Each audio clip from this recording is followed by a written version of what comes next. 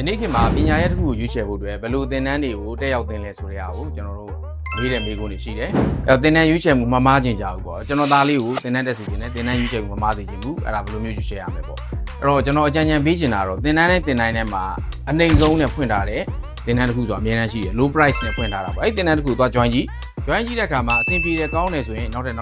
င်တန်းတွေကိုဆက် join ပါနောက်တစ်ခုကတော့ဗာလဲဆိုအဲ့သင်တန်းကျောင်းရဲ့ presentation area အထိကိုသွားကြည့်တဲ့အခါမှာကိုယ့်အနေနဲ့ကိုယ့်ကိုရှင်းပြနိုင်တဲ့ပုံစံတွေကစိတ်ကြည်နက်မှုရှိရလားလူတွေမှုရှိရလားစသဖြင့်ဒါတွေနဲ့ဆုံးဖြတ်ကြည့်အဲ့တော့ဒါဆိုရင်ဆုံးဖြတ်ကြည့်တော့အဆင်ပြေတဲ့ဒီသင်တန်းကျောင်းကောင်းတယ်ဆိုရင်ရွေးချယ်သင့်တယ်နောက်တစ်ခုဗာပြောချင်တာလေဆိုတော့သင်တန်းတစ်ခုတက်ပြီးသွားတဲ့အခါမှာကျွန်တော်ကဒီသင်တန်းအရင်ကောင်းတယ် like တွေလည်းအများကြီးပဲ follower တွေအများကြီးပဲဒါကိုကြည့်ပြီးသွားတဲ့ကြားဟုတ်ပြီအဲ့သင်တန်းကျောင်းတကယ်လည်းကောင်းပါ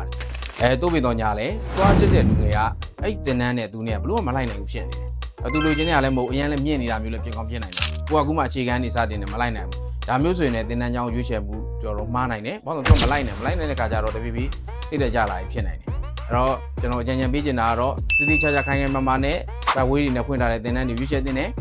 ID နဲ့ပတ်သက်တယ်ဆိုရင်တော့ယူကနေပြီးတော့ဖွင့်တဲ့ SNP ဆိုတဲ့အတန်းလေးကိုလာတက်ကြည့်သေးခြင်းနဲ့ဒီတန်းကိုတက်လို့ကြိုက်ပြီဆိုရင်တော့တကယ်လုပ်ငန်းဝင်ဖို့အတွက် perfect ဖြစ်ဖို့အတွက်ဆိုရင် SNP Diploma Computer Network CCN အတန်းတွေကိုတက်ပါပြီးရင်လုပ်ငန်းဝင်မှာအားလုံးကျေးဇူးတင်ပါတယ်